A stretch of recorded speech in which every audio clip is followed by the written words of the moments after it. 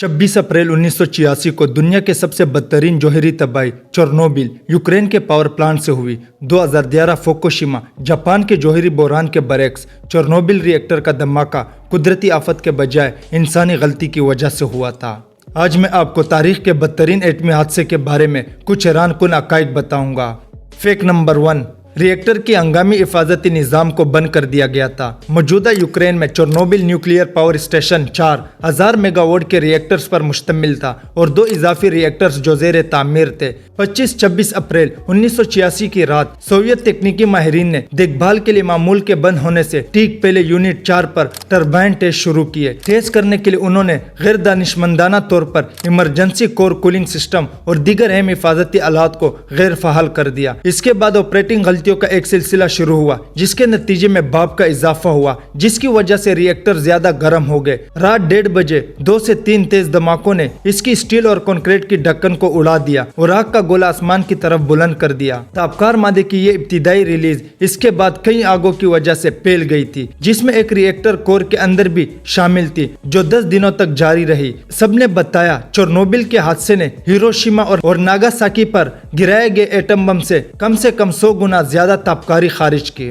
Fact number 2, सफाई असल धमाकों से कहीं ज्यादा महलक थी। अगरचे बड़े पैमाने पर चेरनोबिल में होने वाले धमाकों ने सिर्फ 2 प्लांट ऑपरेटर को बराह रास्त हलाक किया और मुबैना तौर पर 1/3 को दिल का दौरा पड़ने से मरने का इशारा किया। इसके मुकाबले में सफाई के पहले चंद महीनों के दौरान 28 कारकुन और फायर फाइटर शदीद तापकारी के जहर से दम तोड़ गए और दर्जनों दीगर बुरी तरह से बीमार हो गए। भारी तापकार फॉल आउट जो मगरिब में फ्रांस और बरतानिया तक फैल गई। दूध पीने वाले हजारों बच्चे थायराइड कैंसर का शिकार हुए, जिनमें से कम 15 की मौत वाक़ हुई। चेरनोबिल तकरीबन यकीनी तौर पर दीगर काबिल-ए-ज़िक्र कैंसर के मौत का बायस भी बनी। हालांकि ये तादाद काफी हद तक मुतनाज़ा है। अक़वाम मुत्तहिदा की हिमायत याफ्ता चेरनोबिल फोरम ने पेशगोई की थी कि इस हादसे में मजमूई तौर पर 4000 अफराद हलाक होंगे, जबकि ग्रीन पेस ने यह तादाद 93,000 बताई। फैक्ट नंबर 3, सोवियत यूनियन ने छुपाने की कोशिश की। चेरनोबिल पिघलाव के फौरन बाद सोवियत हकाम ने बड़े पैमाने पर अपने शोरियों को अंधेरे में रखा और पड़ोसी ममालिक को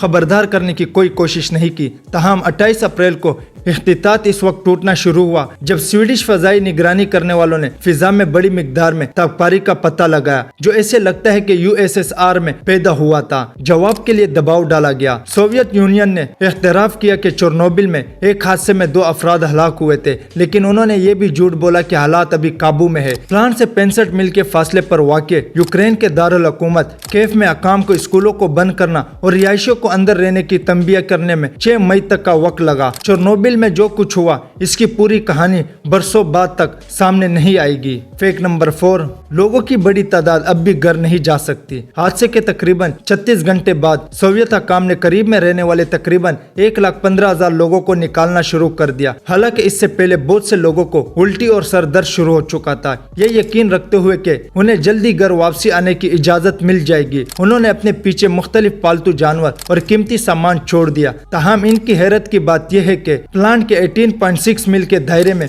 मौजूद तमाम जमीन को बाद में बंद कर दिया गया और रसाई को कंट्रोल करने के लिए चौकियां कायम की गई। इस नाम निहाद इखराज के जोन को बाद के सालों में बढ़ा दिया गया, जिसके नतीजे में इजाफी 2,20,000 अफराद को निकाला गया। अगरचे चंद 100 रिहायशी गैर कानूनी तौर पर वापसी आ चुके हैं, लेकिन इस इलाके की अक्सरियत इंसानों से खाली है। फैक्ट नंबर 5, चेरनोबिल दर हकीकत जंगली हयात के लिए एक एजाज रहा। चूँकि जंगलात ने पहले ही सनत और ज़र्रात को दी गई जमीन पर दोबारा दावा किया था और आसपास के लोगों के बगैर उन्हें गोली मारने और जेर देने के लिए सुर्ख हिरन, भेड़िए, रीछ, अकाब और दीगर मुबैना तौर पर चेरनोबिल के आसपास के इखराज वाले इलाके में पनाह लेना शुरू कर दी। चेरनोबिल फोरम ने 2005 में ऐलान किया कि ये इलाका मुतज़ादा तौर पर हयातियाती तनाव के लिए एक मुनफरिद पनाहगाह बन गया। फिर भी जबकि कुछ अनवा बेज़ाहिरा परवान चल रही है, तापकारी को दूसरों में नुमाया और मुमकिन तौर पर महल गैर मामूलियात के बायस दिखाया गया है, जैसे कि खराब चोंच वाले परिंदे।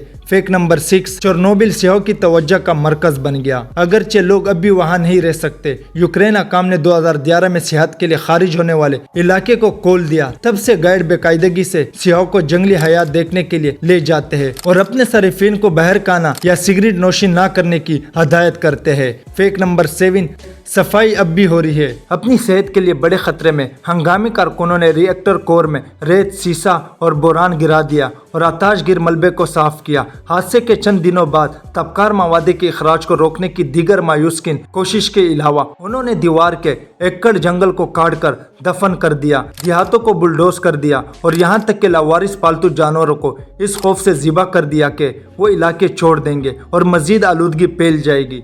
इसके बाद कारकुनों ने रिएक्टर को कंक्रीट के एक बहुत बड़े ढांचे में दफन किया जिसे सरकोफोगस कहा जाता है। यूक्रेन की हुकूमत के मुताबिक तहाम 2065 के करीब तक इस जगह को मुकम्मल तौर पर साफ नहीं किया जाएगा। ताबकार ज़र्रात आने वाली सैकड़ों नस्लों तक माहौल में मौजूद रहेगी।